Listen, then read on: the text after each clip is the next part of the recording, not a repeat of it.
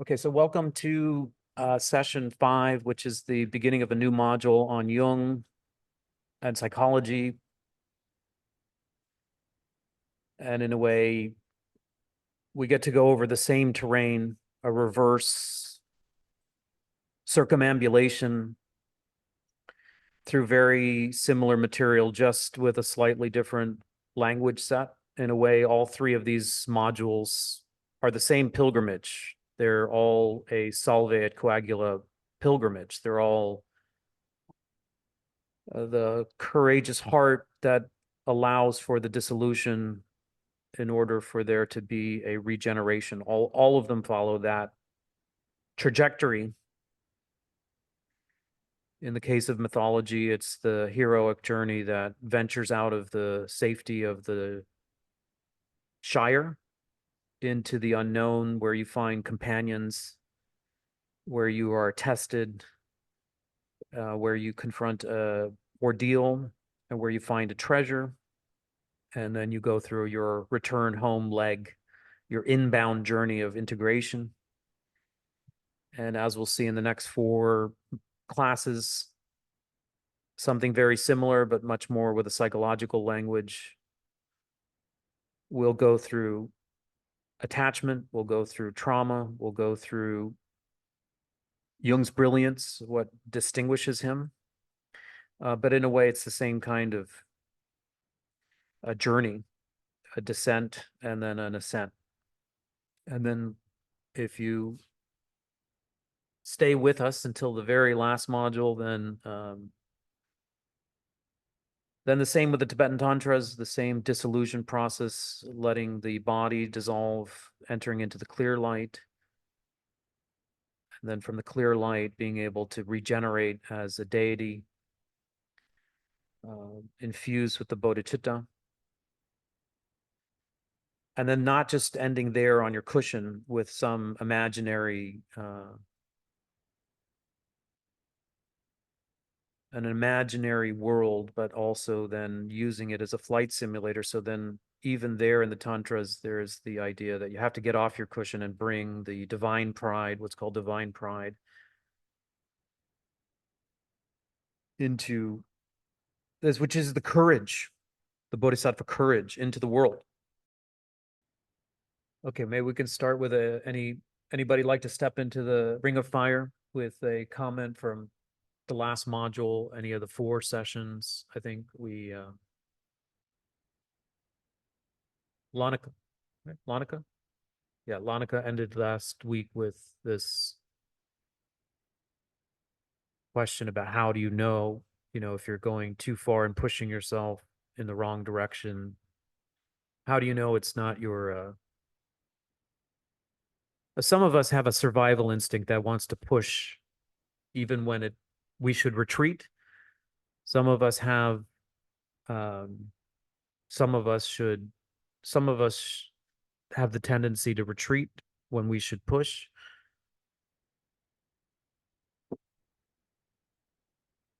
I think what I observed with Lanika's question here in Bali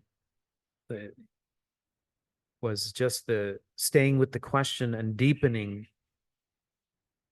So something happened for her where I think she was able to go into her body and make a discovery about the source of the question. And those of you online couldn't see it, but there was some sort of shift. Fair to say? Last week? Now that it's been a week in a very short way, can you describe what happened? What happened then? Yeah, what happened in that episode for you? Well, first of all, there's a visual component, which is key, which is before you don't know what the dragon is, then you may have a sense of it, but then suddenly a vision or an archetype, we would call it, emerges. It has form. Now you have something to participate with. This is as we get into the trauma land, trauma also has this sense of invisibility. But when you can add language to it, and when you can add form to it, then you can work with it at least. And this is one of the powerful things about mythology, is that you can have an ordinary struggle, but the minute that you conceptualize it as an opportunity, you're using language to, in a way, shift your relationship to your struggle. Now it's not a meaningless challenge or a dead end. Now it's a learning opportunity. Or now it's not a death, but it's a transition.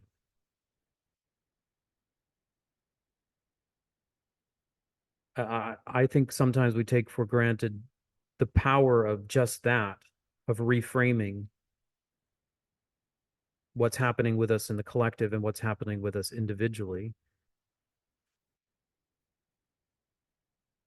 But I have to say, I can't put words in your mouth, Monica, but something for me that I saw was that you went almost like from the head space to the body, and something emerged.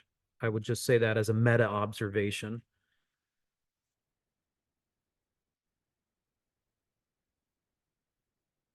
Something gave way that allowed you to go in, and some connection, we could call it a connection, we could call it a stroke of insight, we could call it a revelation, a new neural synapse, a connection, an association was made. So this is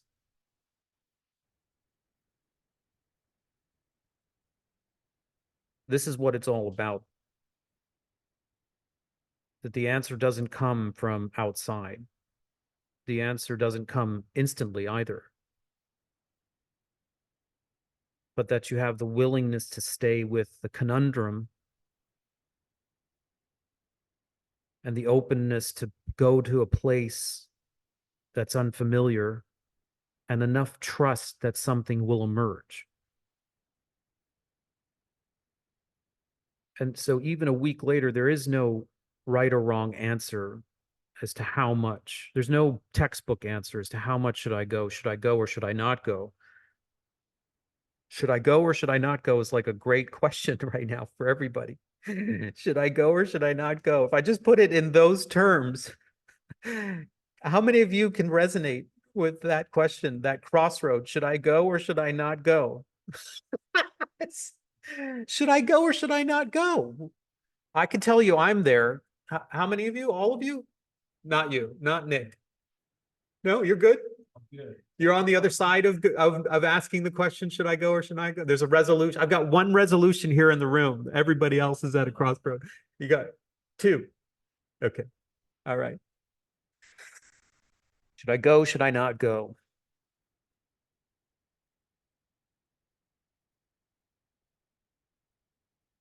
It's also, so I tried to say last week, it's not, the crossroad doesn't just have two choices. If we try to open the quantum field of possibilities, there's that it's better, it's more efficient or effective to see it as four choices, even though that's more choices. You know, which cereal you're going to buy in the United States? Is it the cereal aisle is too many choices.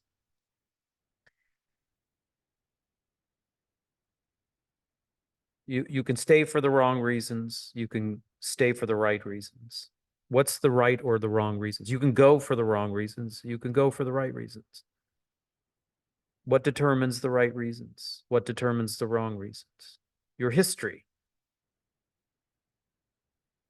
If everything is truly cyclical, the stars above in their largest cycles, relationship patterns and transgenerational patterns come in cycles, individual patterns come in cycles, then one thing that we can say is we always get another chance. And each of us has a hell of a lot of momentum. We can call it habit. We can call it karma. We can call it tendency.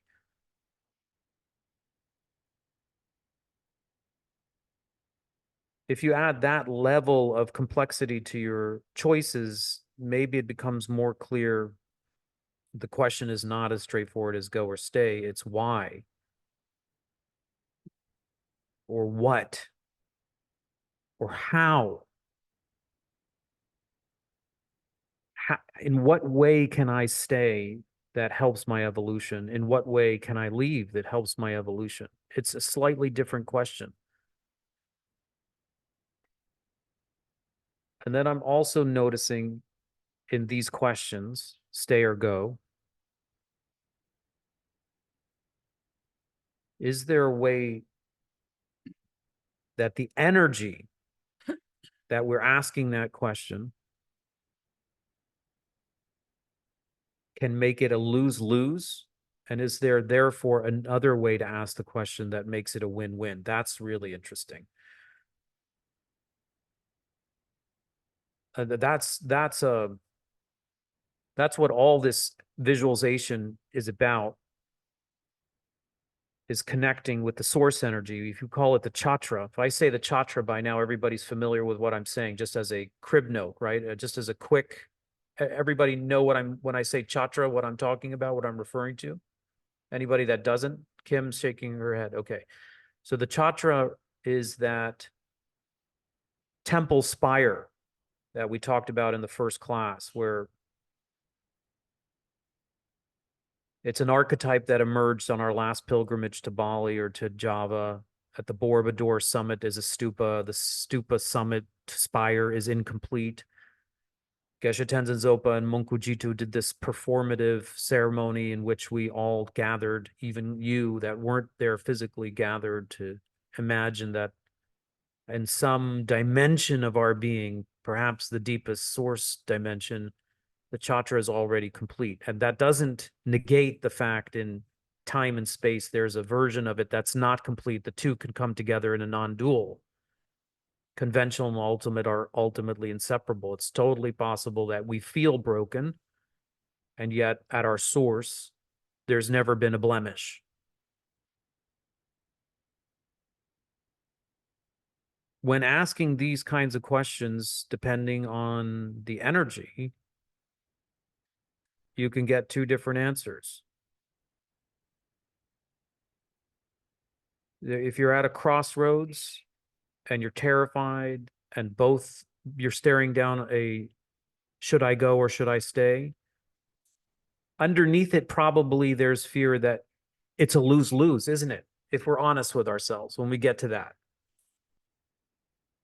If I stay, something bad will happen, and if I go, something bad will happen. But we're not saying that, but that's what it feels like. Like it feels like we're in jeopardy. Should I stay or should I go? It feels risky. Maybe too risky. But I was having this conversation with Matthew that like if you're able to co-regulate with someone and find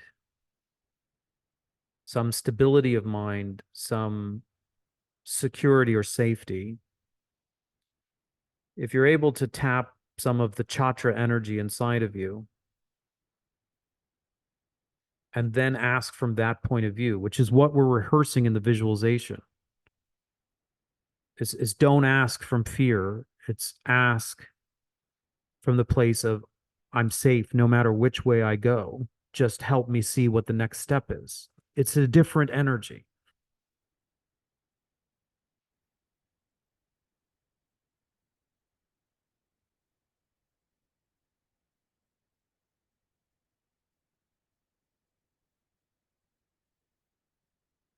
If we see everything as part of our evolution, if we have faith, if we have trust, even just enough trust, not copious amounts of trust or confidence. Like I look at Geshe Tenzin Zopa, there's very, very little doubt left in his mind stream.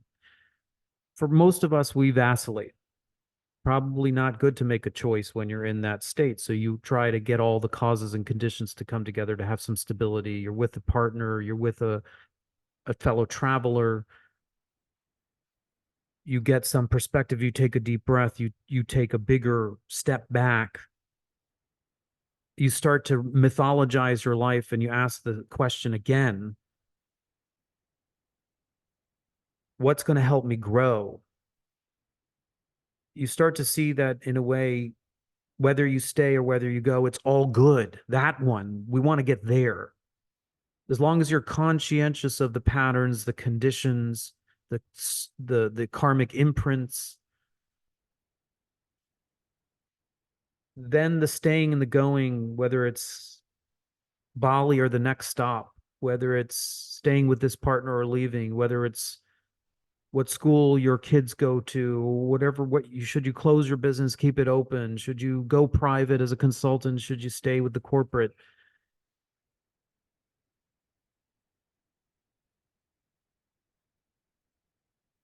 From the contracted perspective, it looks like A or B are the only choices and one is right. That means that you're at 50% loss, which means that the fear signal is dominating the equation. From the bigger perspective, if you understand where you're coming out of, that you're fundamentally okay, that this evolution is happening for a reason. There's mythology right there. That this is happening for a reason. This is here not to engulf or trap you, but to help you grow.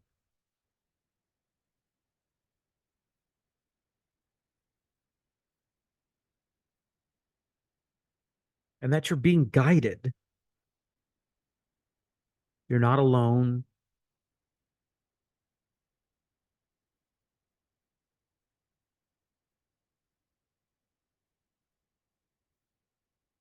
From that bigger picture, if you're not confined to having a right answer in chapter 13 at this crossroad, you see the longer game, then you can't lose in a way. You can't lose. What do I mean by that? Let's flash back in your own life. You've had many of these turning points. You've had many of these crossroads. You've already had countless, should I go or should I stay? Try to be honest with yourself when you were making that decision and it felt like you had the option to step on a landmine and it was going to destroy you. Now looking back 1 year, 5 years, 10 years, was it actually true? Or was it a finite landmine that could destroy your life, or was it just part of an unending and unfolding process?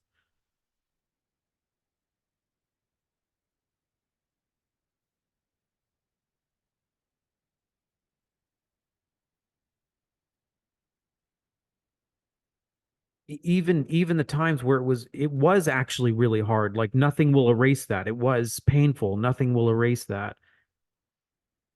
At least you can say now, well, I got through it. I didn't, the worst case scenario wasn't realized. Actually, I probably grew. Or, some aspect of my being was jettisoned as a result of that. Well, it's like losing a limb. I mean, why am I saying that? In my podcast with Lynn Bell, I didn't know this about Lynn, although I've known her for a long time. She said when she was a little girl, she was losing her vision, her sight. She was going blind.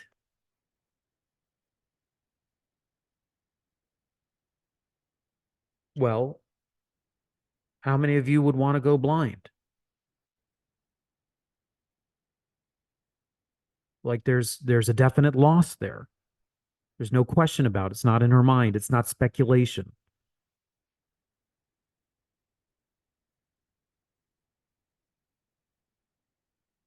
In her narrative, that loss of sight, flash forward several chapters later, becomes the impetus for her to trust other aspects of her being so that she actually gains a third eye vision and becomes resensitized to an enchanted world, to the mysterious.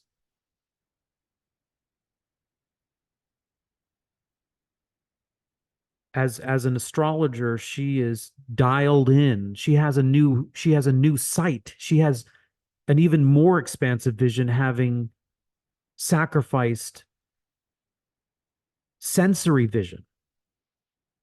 She, she having lost sensory vision, she gained intuitive vision.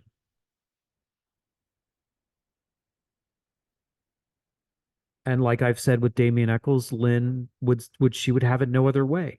That that became her calling card. That became her boon, her elixir. What she offers the world now on the return home was born of that loss and all the journey of the discovery that it opened the door for. If you just stop at 8 years old when she was losing her vision, stay or go feels like terminal cancer.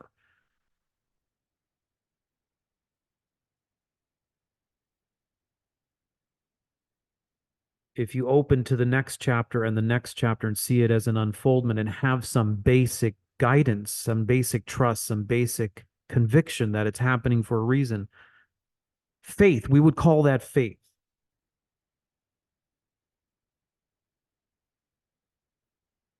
Then in a way there's no landmine. It's not fatal. It may still hurt or sting. I'm sure it wasn't easy to lose sight and to be what we would call nowadays a divergent child. It doesn't feel good as a child to be atypical, to not be like the others. It doesn't feel good.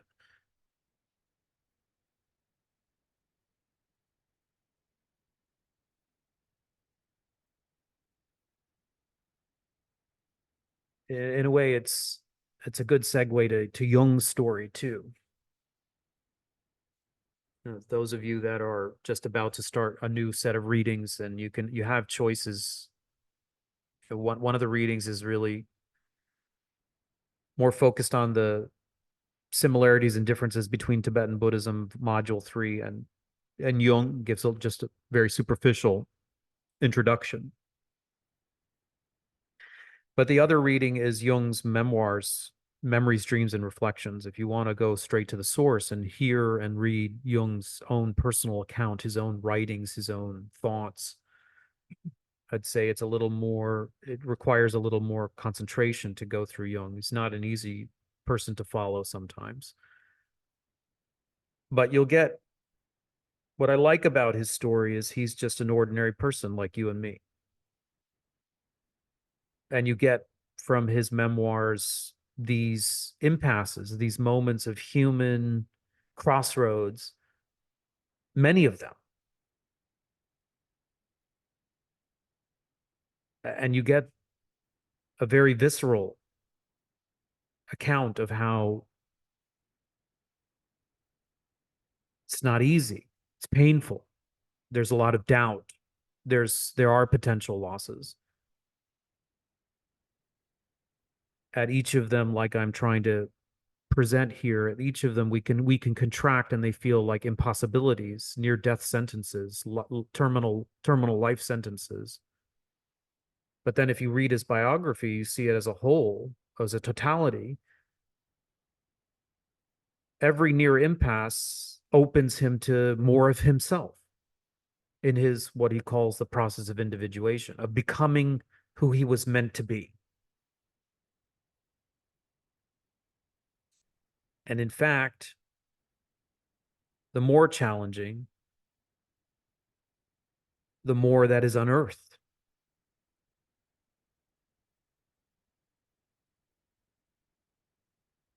Like we start with Jung's parents, his lineage we would say he comes from like a priestly caste. His The patriarchy lineage is all priests, spirit people of spirit. But in Jung's case, his father, even though presents as a man of faith, has very little.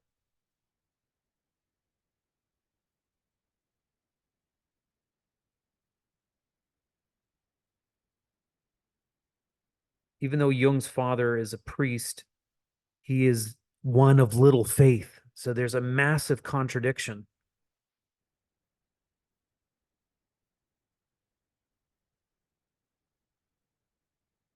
There's an episode in when he's young, he asks his dad some simple question about God, and he determines early in his life that his dad is kind of feeble.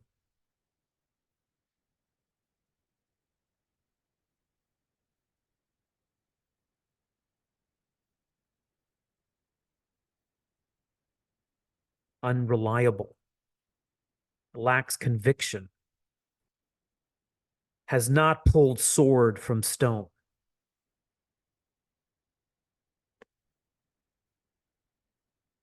Has not gone on the journey.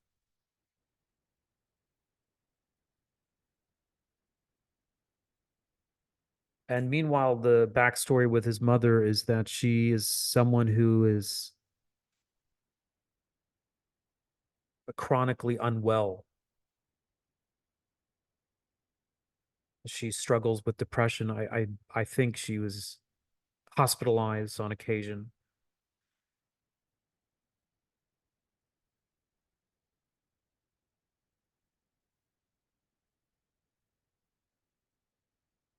And in her collapsed state, she's not also what a mother archetype should be. She's not available.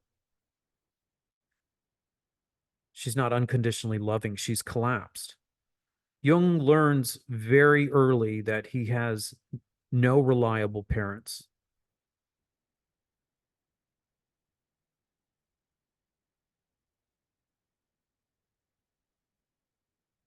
And so there's the crossroad. Should I stay? Should I go? What should I do? You know, evolutionary instinct to attach means that you are conditioned to be oriented to hold on to your parents come what may, even up to the point where they're abusing you or unavailable or collapsed or whatever. Your evolution, your your instinct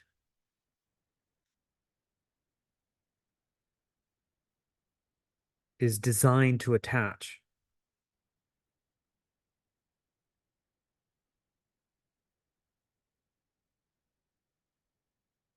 But something happens for Jung when he's a boy.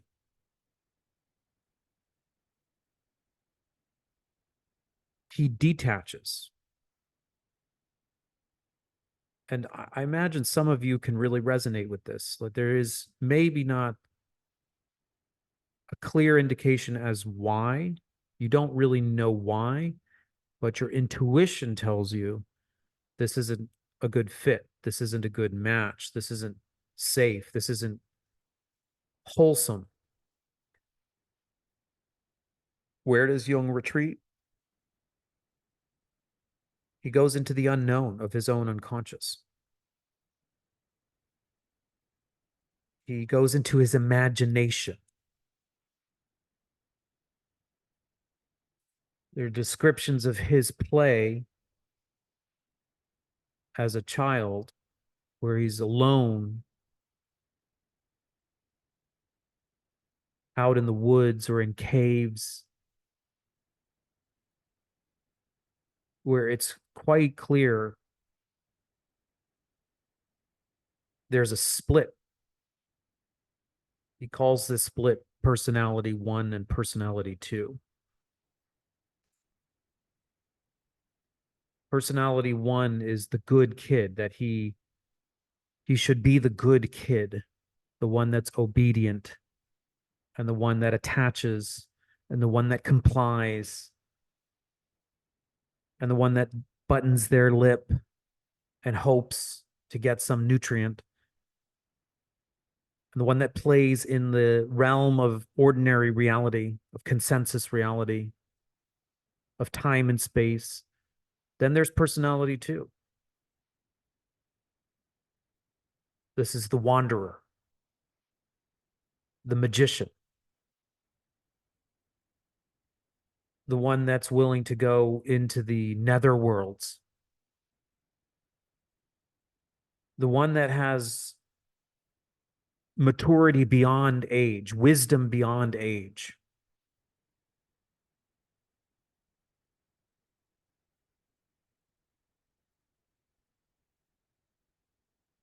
Many of you had that wisdom beyond age. How did it get there?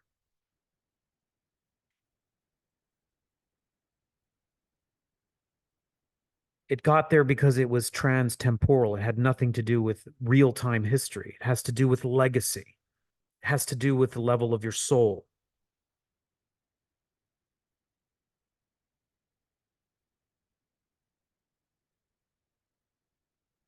In one dramatic recount, Jung talks about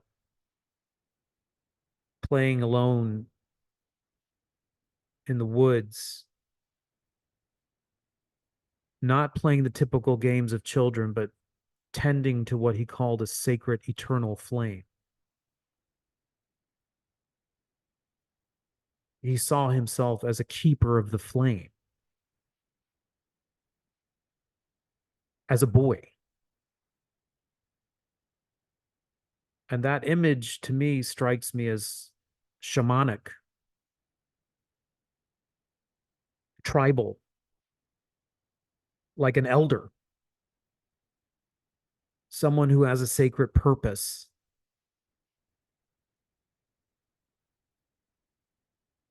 It's just like Lynn, someone who is catches a glimpse early of a sense of what we would call dharma, duty, a big D duty. You know, I look at my kids and they're at their age, Bodhi and Pema, the only thing that they're responsible for is how much fun they can have, how much ice cream they can eat, how much pizza and ice cream they can have, how much playtime, how late can we stay up, and can we steal the Nutella jar? Can we steal the Nutella jar? They come up with games about how they're going to sneak into the kitchen and steal the Nutella jar and bring it back to their abode for a midnight feast. That's about the extent of their little imaginations, incredible imaginations. But at that very same age, Jung sees himself as a keeper of sacred wisdom. So there's something going on for him. There's something um, visionary already happening for him.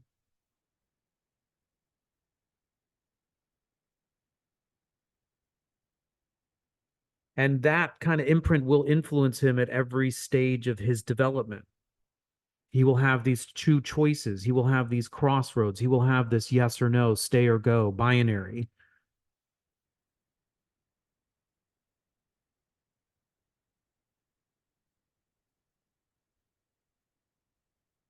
And sometimes, like I said, the point, just to close the loop on this point, is sometimes it's the quote unquote wrong choice, but then in the bigger picture, it's the right one. Do you see that? That's what I mean by you can't lose from a big point of view. From a big point of view, there is no loss if you're on the soul journey.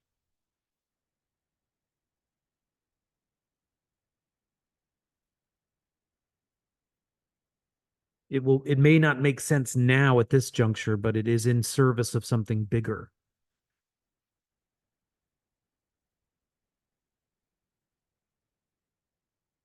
And I'm saying this because I'm at these crossroads all the time, and I'm asking you for your help to remind me.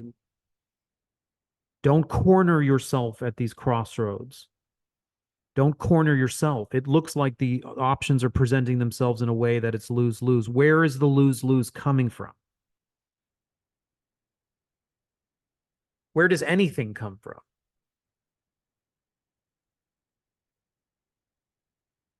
It comes from your state of mind.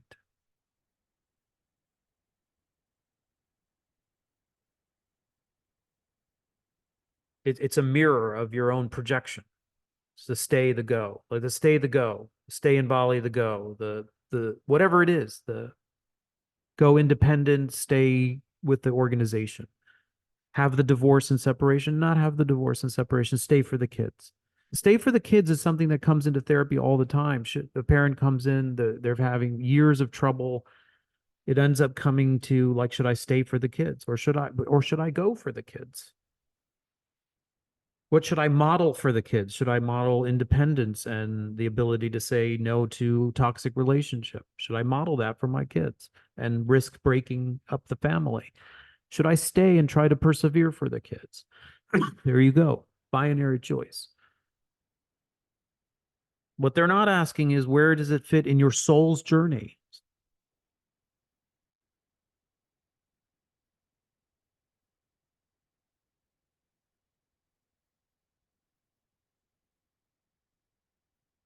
And how about the trust in the kids that they're also inheriting a soul's journey?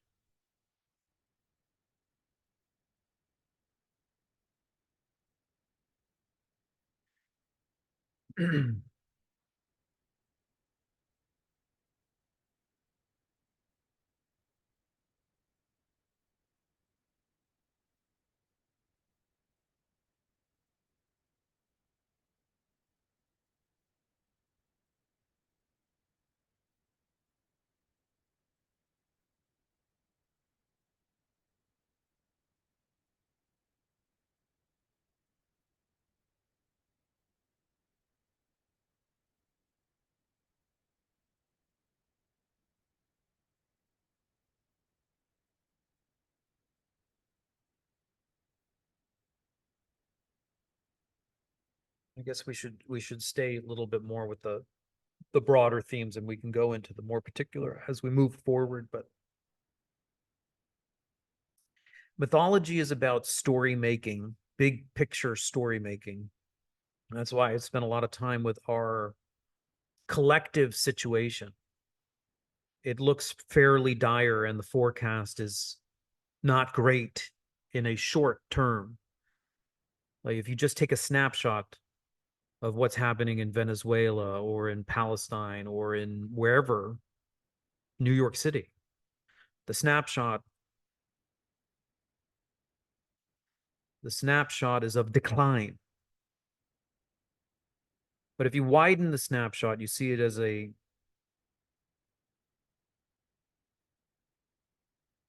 circumambulation, as a process, or part of a broader motif. Then civilizations are born, endure, hit a high point, have a decline, and then are replaced. And there's not anything that anyone can ever do about that fact.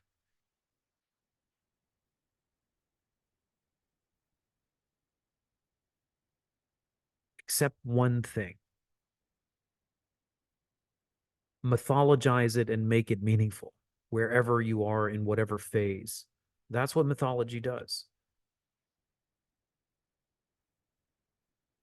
How to write a story, a better story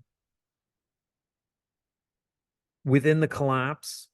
As you face the dragon, there's also a treasure. Try to find that treasure. Try to find that energy that it's calling in. On the flip side of the coin, where it feels like, for example, leadership is corrupt. If we stay there and the child inside of you has a backstory like Jung, what's going to happen to your nervous system? If you see the world filled with leadership that's corrupt and that's the end of the story, what happens to you? But if you mythologize it and you see, well, we're at a point in civilization where the leadership is devoid of morality.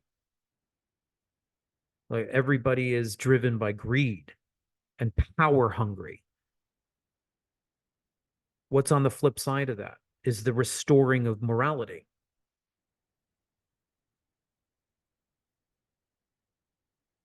and of decentralization, which means your vote counts. So on the flip side of it, it's calling us to be more moral. It's saying the landscape is contaminated. That means we have a job to do. And instead of outsourcing the power, the other job is to find the power. Actually, that's an incredibly empowering story if you widen the scope. The purpose of my life at this phase in civilizational decline is to reclaim power and to align with virtue. That's an incredible story. If things were going fairly well, would that be presenting itself as the opportunity? No. It's only because wherever we look, there's questionable leadership. Is that the opportunity? If you have the mythological perspective, you think to yourself, well, you know, what good does my vote count against the big tech? And that's what the Aquarian is about. It's not just one vote. Your brothers and sisters and fellow ordinary human beings are all feeling the same thing. They're concerned. They're concerned about the same thing.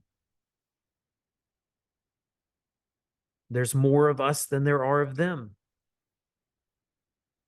The more of us that feel go for the energy of empowerment, the more of us that exercise that empowerment, the more of us that go for virtue, the more of us that exercise that virtue, the more of us that populate the field.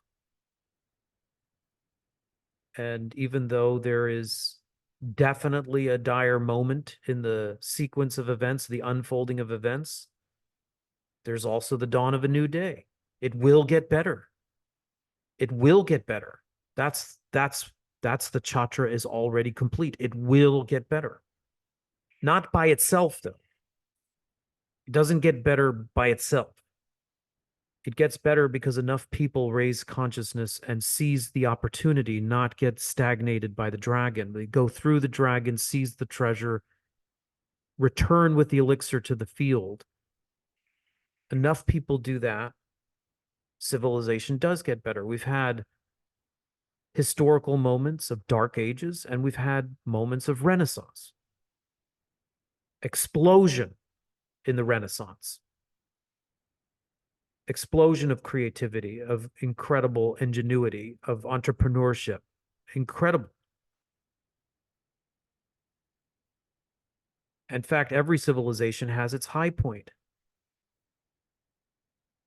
We will get there. How do we get there? Enough people. So that's mythology. Now, psychology, same thing. Each of us in the next month has an opportunity. And even though you probably do a lot of this, so it will come as probably for most of you, not such a big surprise. You will do some archaeology.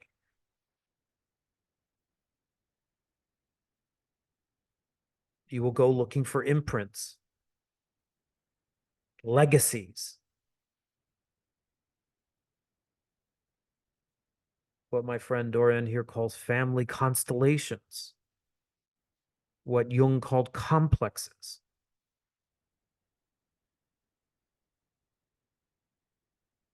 You become familiar with them. After becoming familiar with them, you start to see how they regenerate themselves. They're in perpetual regeneration, unconscious perpetual regeneration. How's that for a definition of samsara?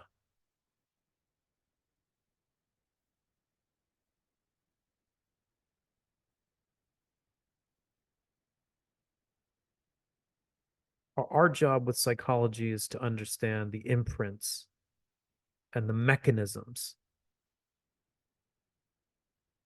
so as to empower ourselves, so as to seize from the dragon the treasure of agency. It doesn't have to unfold this way. It doesn't have to repeat itself again and again.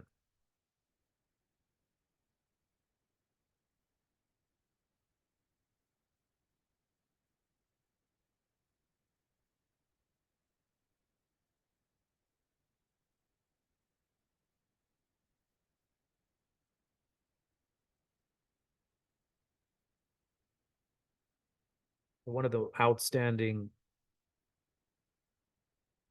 I mean, my one of my favorite I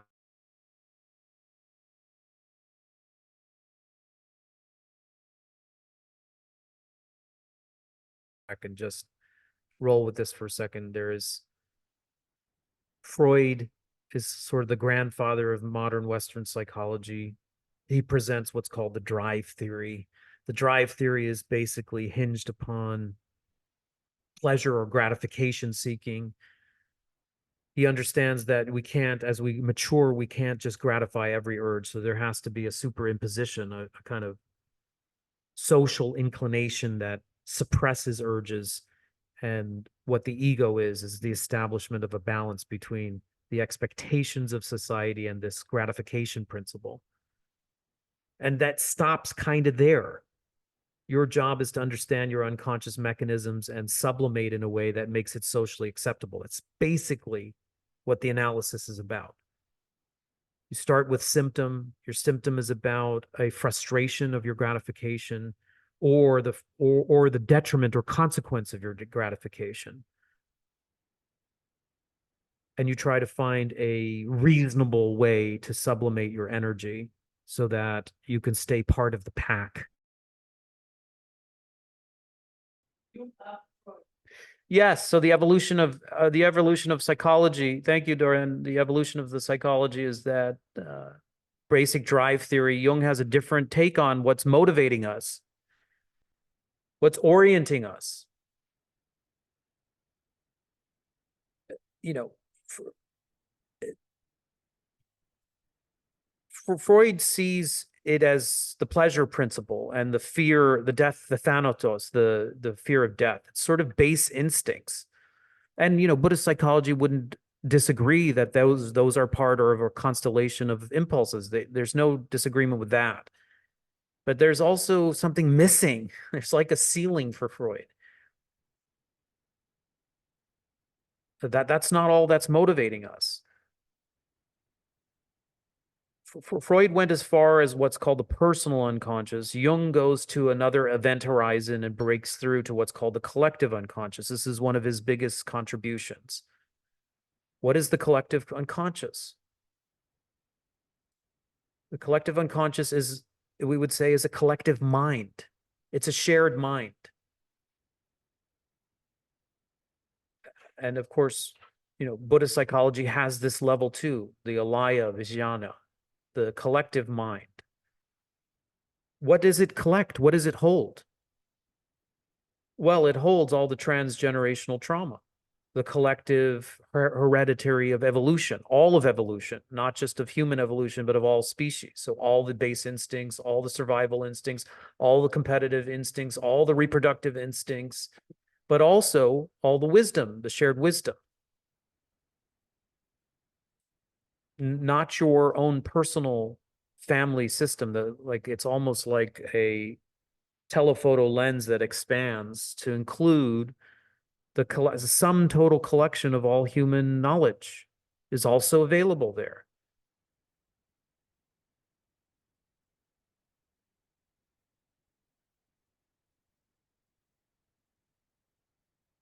And within that, within the collective unconscious, there is a conversation of how these energies present themselves or reveal themselves, these patterns, these constellations.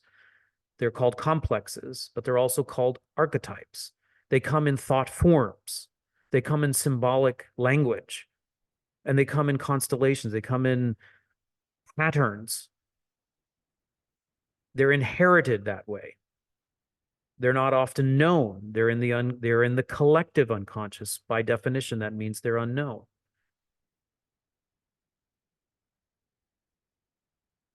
One of these archetypes, which Jung really focused on, is called the self.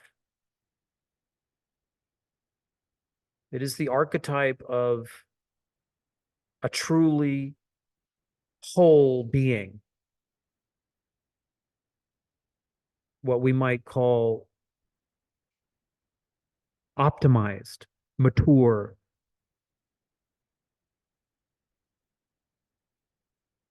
what Jung would later call individuated.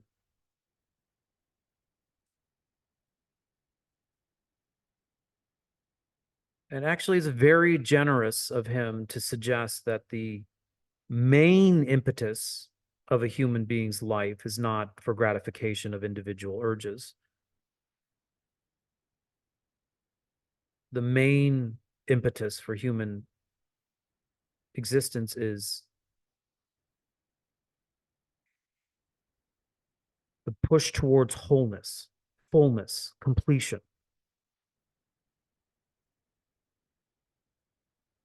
To be a fully self-actualized. We want to put enlightenment there or realizing God there. We're talking about something transpersonal. We're talking about something transcendent.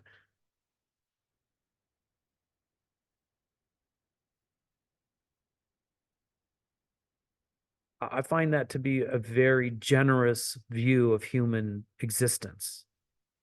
That we're not just here to eat the Ben and Jerry's and create a white picket fence. And if we do that, then somehow, and we do that in a socially acceptable way, maybe we share the Ben and Jerry's and we paint the white picket fence on our side and let the neighbor paint on their side. So it's like a 50-50 split. That's the best that we can do. No, you have a purpose, a divine purpose.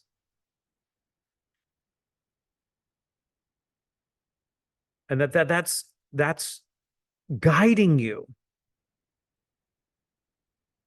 That's guiding you so that these impasses are doorways to reclaim more of who you are and to see your purpose in a larger light. Even the trauma, let's put it this way, especially the trauma.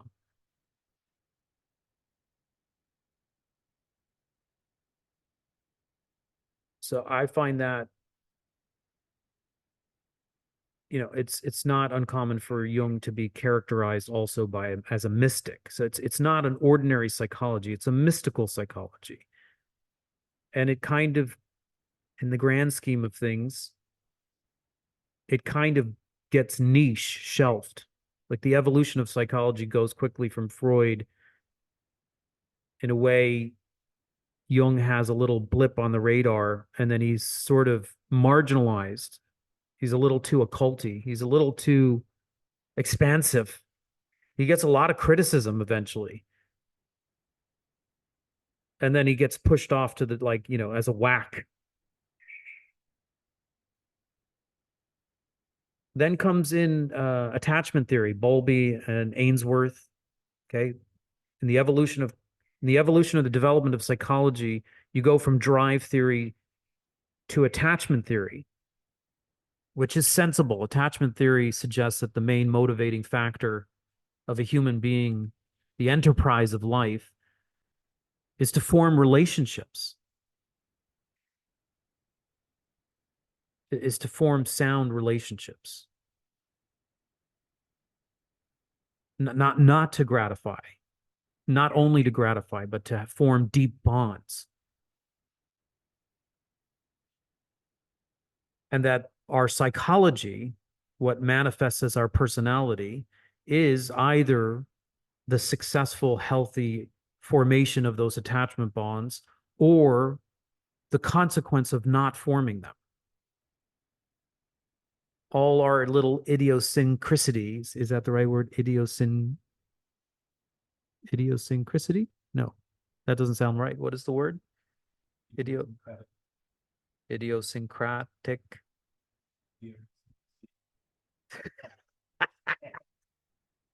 All our little personality traits. What is it? Idiosyncrasies. 3 times. Say it 3 times. all our little traits, our little personality dispositions are a consequence of our either ability to form or our inability to form these bonds.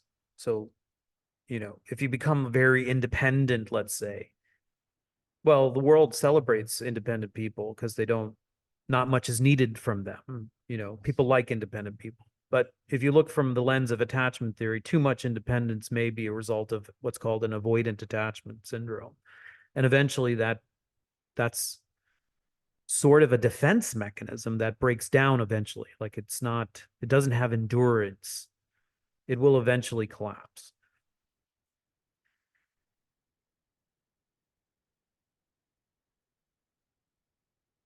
From the attachment theory, then there are more recent developments.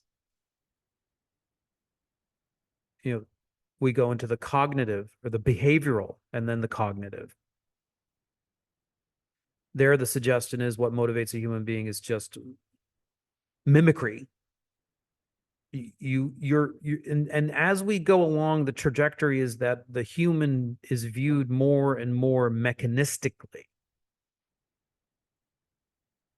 Your personality and your traits are mostly born of what you've witnessed and what you learn through encoding, parental encoding and societal encodings. Basically, is one step removed from machine learning. And by the way, these theories always hold some water, otherwise they wouldn't last. There is something to it. There's definitely something to attachment theory. There's definitely something to behaviorism. There's definitely something to cognitive therapy. From cognitive therapy, the next leap is in cognitive neuroscience. There, the suggestion is you are driven by your epigenetics and your DNA.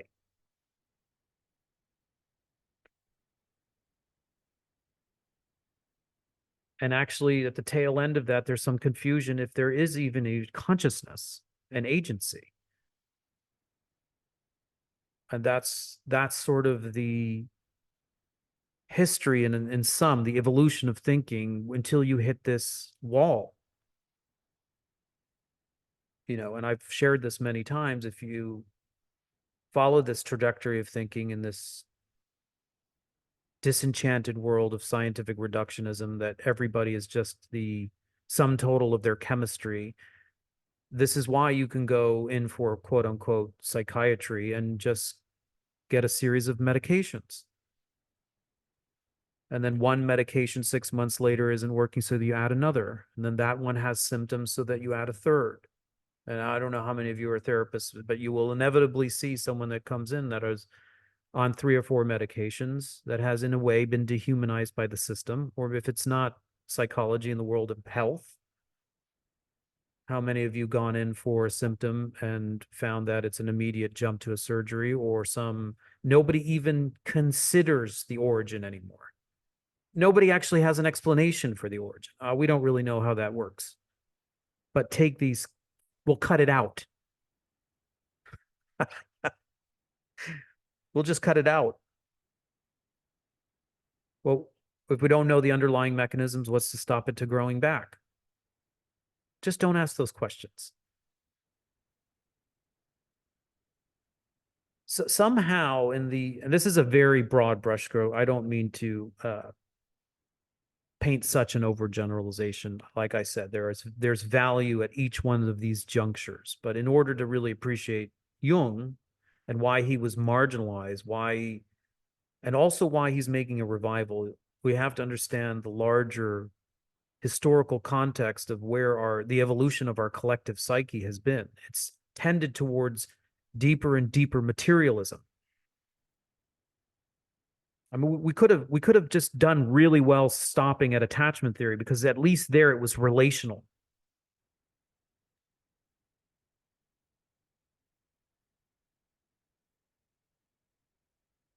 Now we're at this place where Jung is going to see a huge resurgence, because we've crossed that collective portal. We've seen the limitations of the materialistic worldview or paradigm. We're stepping through the 2020 gateway. And now there's renewed interest in dimensions other than just the material. People are actually experiencing, since 2020, they are actually going through different variations of rebirth. They're looking for answers. The ordinary answers that are at their disposal are insufficient for the kind of collective and personal experiences we're going through. I can't, I can just ask you to think about this, that how many of you have had more visionary experiences in the last few years than you ever have in the 20, 30, or 40 years that you had prior? How many of you having incredible dreams or terrifying dreams or epic, you know, uh, prophetic inclinations? How many of you have dropped into intuitions, like listening to in synchronicities?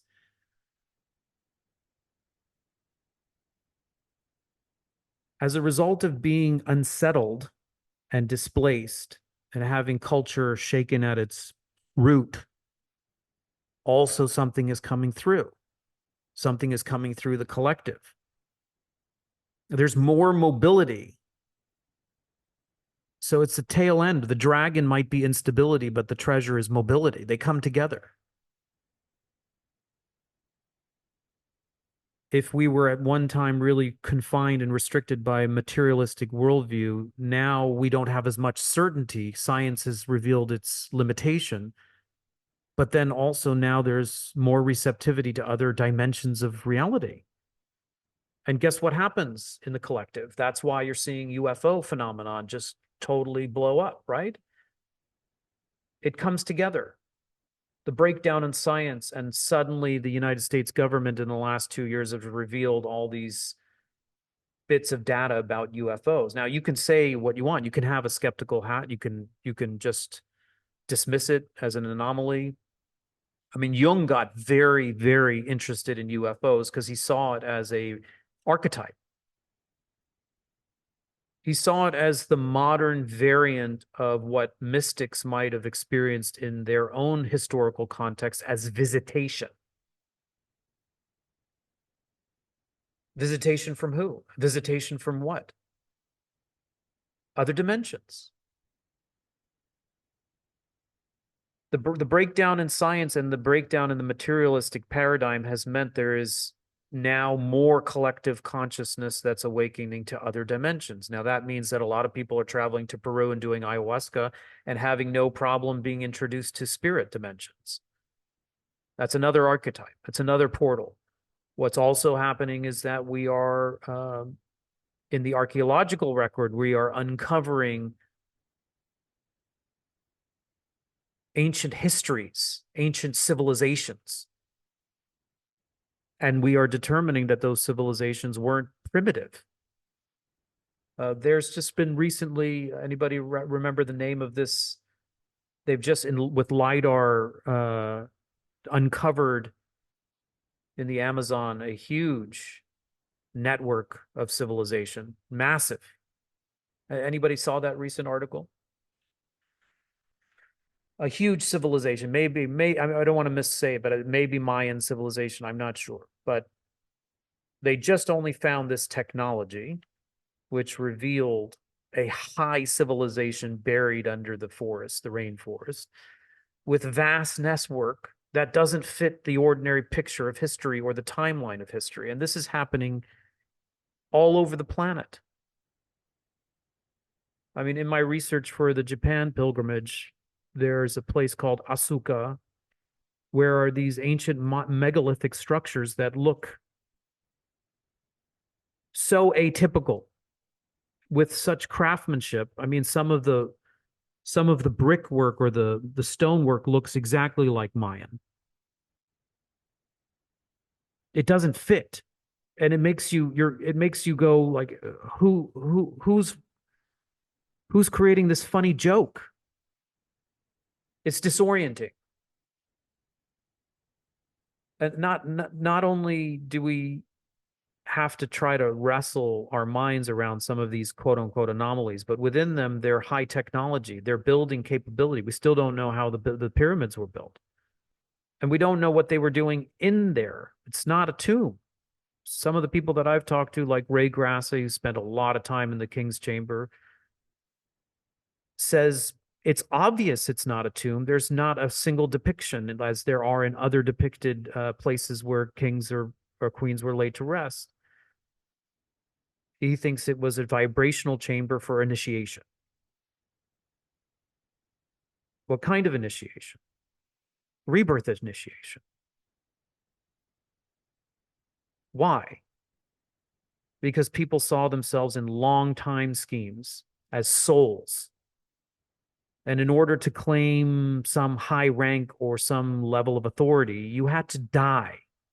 You had to be brave enough to die in order to claim the power.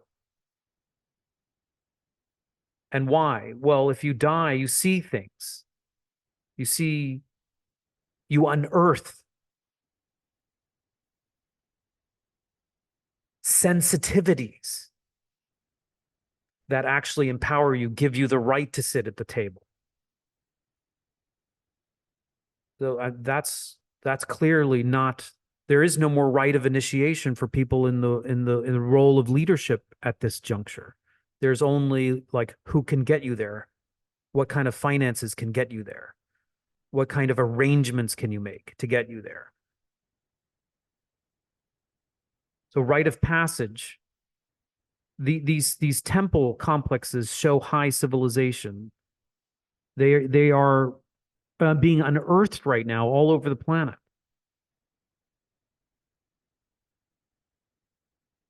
They fit the mold of what Jung is talking about, that at this time, in the breakdown, there's also revelation culturally.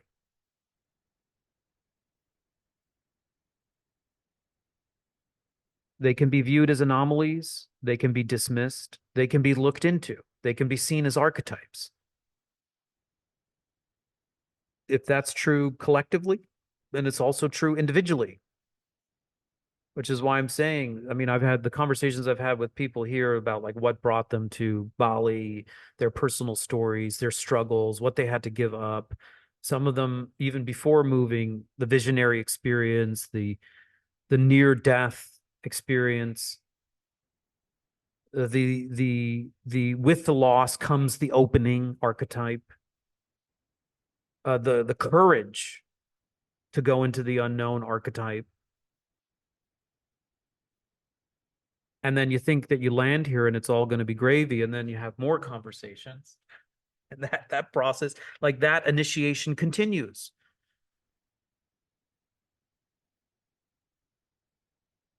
So I want to just put it here in the frame of psychology. The initiation that's happening to you right now, from Jung's point of view, is a call and being directed by your soul that is ready to expand. It's ready to be revealed. Just like an ancient civilization under the canopy in the Amazon is being revealed. Your initiation at this crossroad is being dictated by your own soul that is now ready to reveal another part of itself. And I can't tell you how optimistic that is. It has a number of flavors that make it optimistic. One is that it's not random. It has purpose. It has a purpose. What's the purpose? It's the same as the archetype of the chatra at the biggest mandala on the planet. The reason that Munkujito and Geshe Tenzin Zopa had that ceremony for the first time in 500 years is not arbitrary.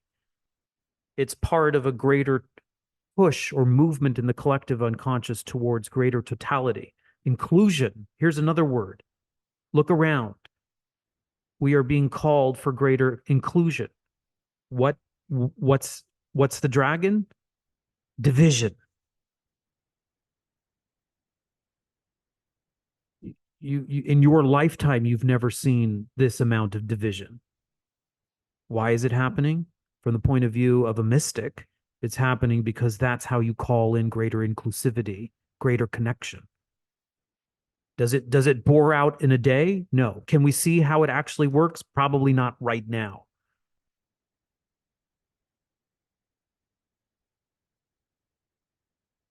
But that social one of the division and the inclusion, if you can resonate with that and think about that, how that might be the same motif in your own personal life.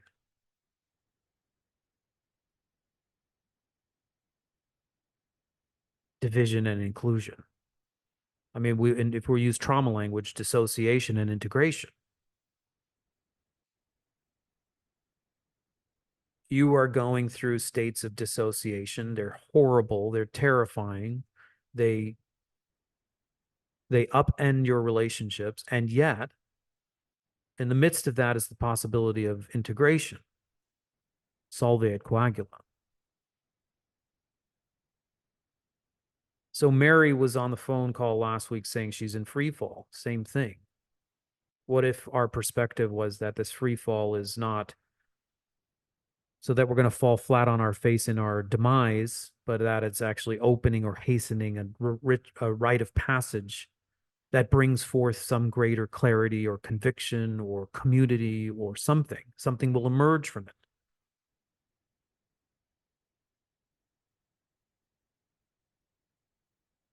So I'll stop there. I just want you to try to read a little bit of Jung, try to get a sense of this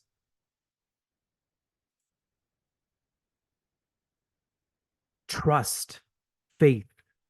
You know, it's so uncanny that he is the son of a pastor that has no faith. And yet look at the kind of faith.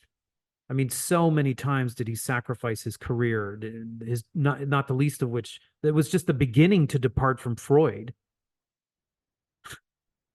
The departure from Freud is small change compared to what he goes through in the years after. All of which refine his faith. His faith in what?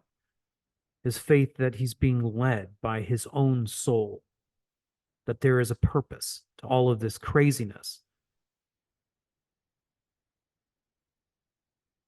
And even though he might not have seen the day where he was celebrated, there is a sense that I have that Jung is going to gain great prominence now because the time is actually now ripe for this message. What message? That you're a mystic. You're a social worker and a mom, but you're also a mystic. Trust your intuition. David, trust your intuition. You know, Nick, trust your intuition. Stu, trust your intuition. Where is it guiding you?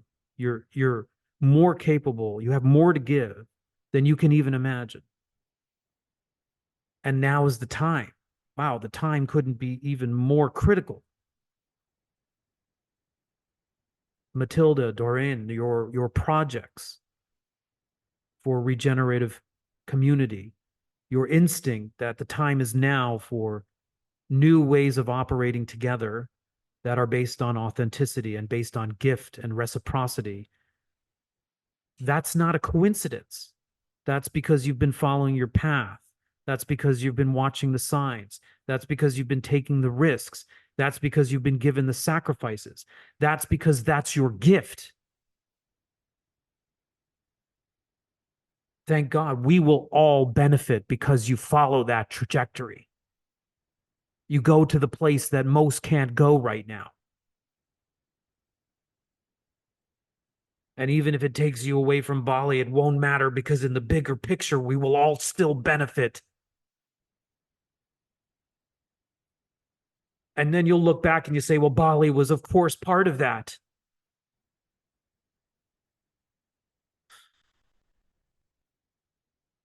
It was perfect. I would have it no other way.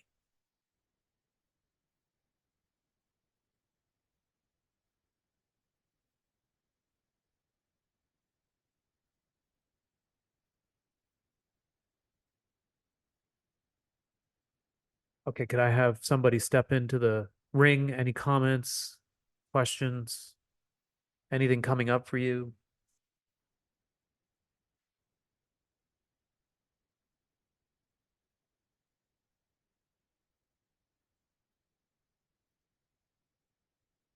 If you want, just take a second, see what's inside of you, see what's stirring. Just take a moment.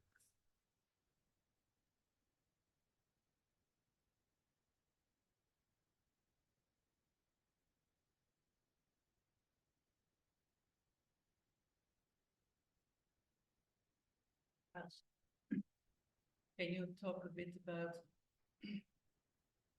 theory of thrivingness is power, Machiavelli?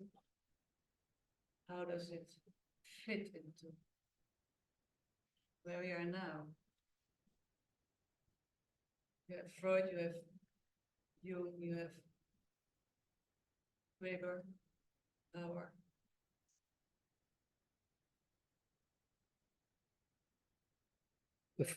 Frankel, meaning. So can you say some words about it?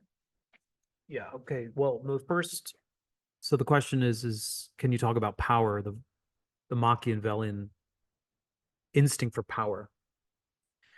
So my initial reaction is to also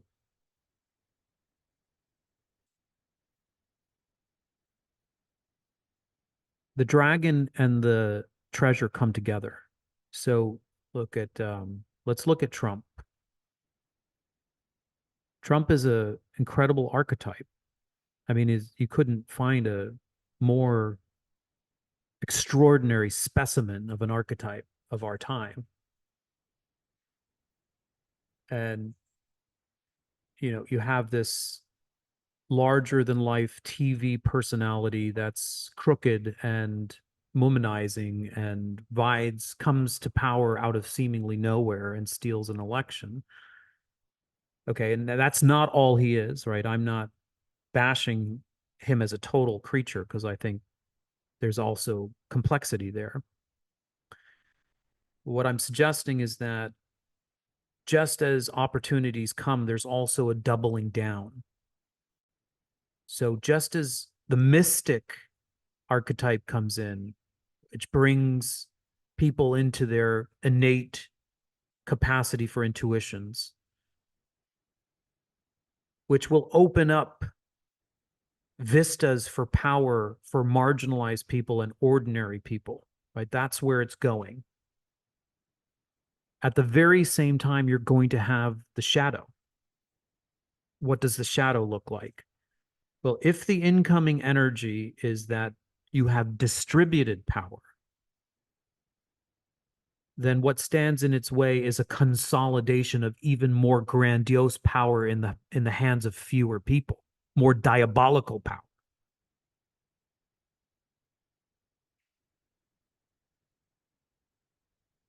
And isn't it the case that you have fewer and fewer, more powerful people also emerging at the same time that we're trying to open up the avenues for distributed power? You see that happening. They come together. This is very Jungian, the union of opposites, the light and the darkness. Here in Bali, I'm still not used to it, but it's like every day a reminder the local tells me or reminds me that the black and white come together, and some part of me resists that. I don't want to hear that. I want to find a way. I'm still looking for a way. I'm still looking for something in my own competence that allows me to enjoy the light without the dark. So there's more insidious power and greater reach emerging at the same time that it's trying to be distributed. And then you look at the emergence of AI, and I think this again is incredible because I'm not for a second suggesting that there's no upside to AI. In fact, what I'm saying is it's the same kind of thing. For every upside, you also have to have a shadow. And it's on us, all of us. Whatever your cause you're championing, you look to the shadow. I cannot stress that enough. If you're in this course and your soul is being called to a campaign, it's your responsibility to know the shadow, because all of them have a shadow. All of them have an equal and opposite dark side that you will have to contend with, and it's your responsibility to contend with, whether it be Black Lives Matter, whether it be Me Too, whether it be Occupy, whether it be, Buddhism. I love Buddhism. Well, what's the shadow? You have to know. You have to sit down next to one of your friends and say, I've discovered this, that, and the other about the limitations of Buddhism. You have to say that. You have to be willing to say that.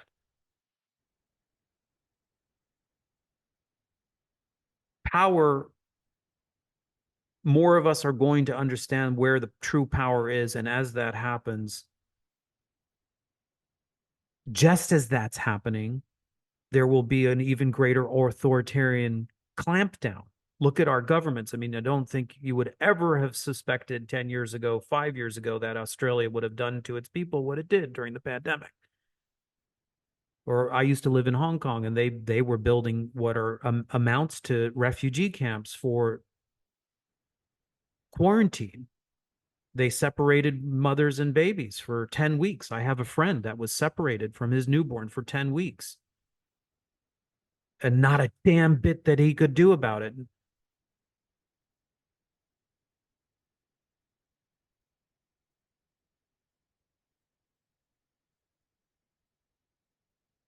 So yeah, I mean, what are we going to do? You have to see that this is a projection from your own psyche. As you reclaim your power, you're also going to have so much more pushback. My yesterday's newsletter is on, the title is Disobey and Decentralize. Well, that's not everybody's cup of tea. But that's reading the tea leaves about where we're going. Don't be so quick to be compliant. Be thoughtful, really thoughtful. Because not everyone is oriented by virtue. So as you orient yourself towards virtue, you will find the equal and opposite is true. We are surrounded in a matrix of our everyday lives, whether it be Twitter or Google or Meta. We're like swimming in a sea. Do you think at the top of these structures that they have our best interest?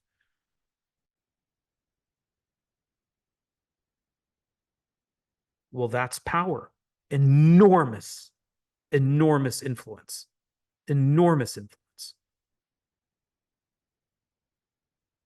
Do you think that's going to get let up? I mean, when we talk about AI, we're talking about that power being outsourced to non-human intelligence, the likes of which we can never even imagine, that transcend any collective sum total of our own intelligence. And before I scare the shit out of you, think about the chatra. Always think about the chatra at a moment where it starts to spin. Geshe Tenzin Zopa, think about your teacher. The answer is always the same. Like, you have work on yourself. Be as discerning as you can. Opt out where it doesn't feel comfortable. Trust your intuition. Don't cave into demand. If you don't like the technology the way it is, either infuse it with virtue or don't become so reliant. Like, I need Instagram for my business, but I don't want to make it the central aspect of my business model. Don't become too dependent on that. Reclaim your dependence, your independence. Find other communities where that's not the central. Find human communities. Just as the AI is rolling in, maybe more of us actually form stronger bonds as a result. That's that inverse energy thing again between the light and the dark.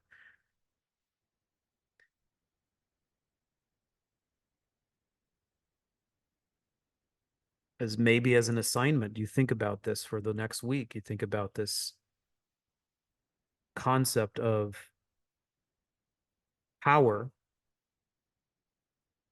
Where is it consolidated? How do you reclaim it?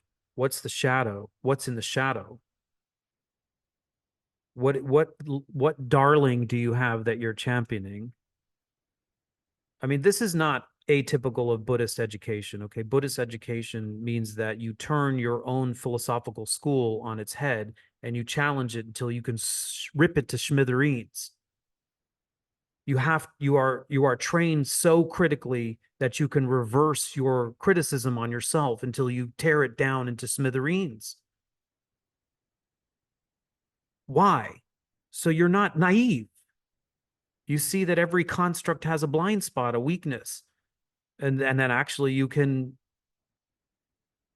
make it more resilient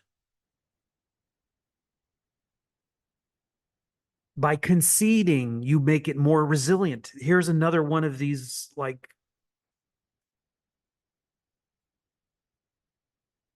when I say conceding, when you disobey, even though the little girl or boy inside of you doesn't get the cherry on top, you win some margin of your own diamond intuition. If you challenge your own premises, the same is true. You concede a little ground. You're not as secure anymore on your footing. Yet, you're now not as naive. You're more open to see the loopholes.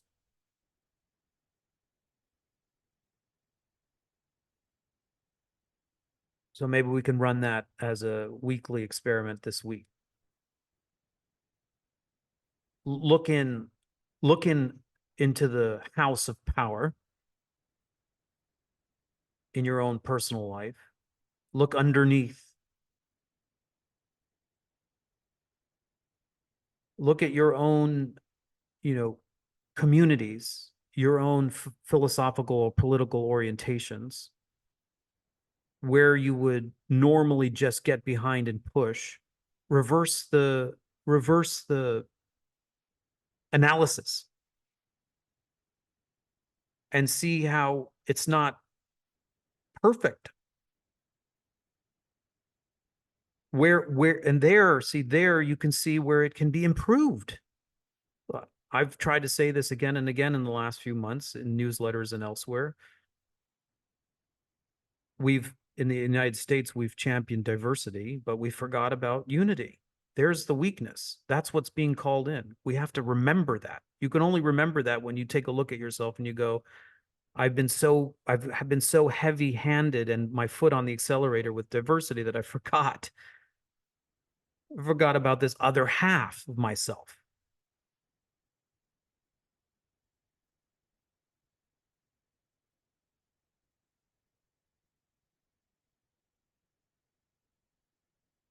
Okay, let's drop in for the last few minutes just to close the loop on that contemplation. It's the relationship between power and vulnerability. They come together.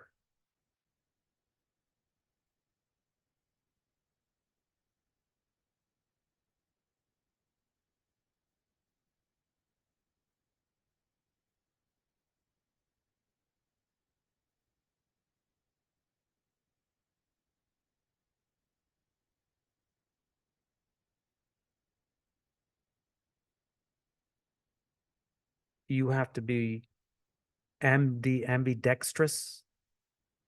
You have to be fluid. You have to know when to have the power, when to shift the power, when to relinquish the power, when to be receptive, when to listen, when not to listen, when to disobey.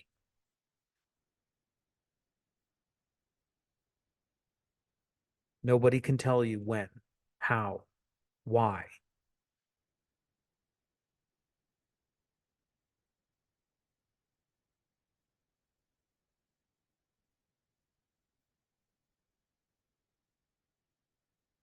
That is what's called the integration. That is another archetype where we're heading. We're really good at control. How do we become accepting when we're not in control? That's what's being called in right now to make us more whole, more capable. A few years of free fall. We turn the page on the next chapter. We're more capable as a result of it. But did we like it? No. Was it necessary? Yes.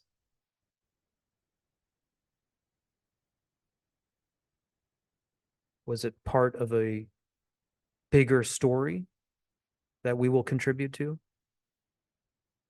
That depends on our faith.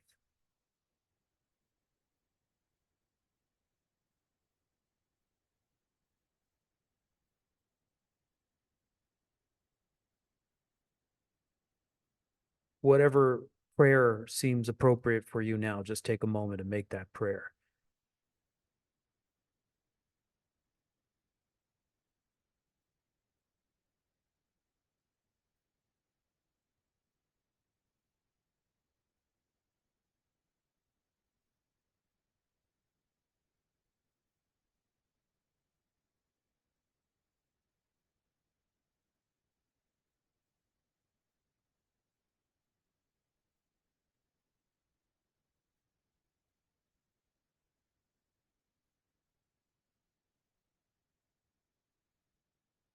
Thank you so much, everyone.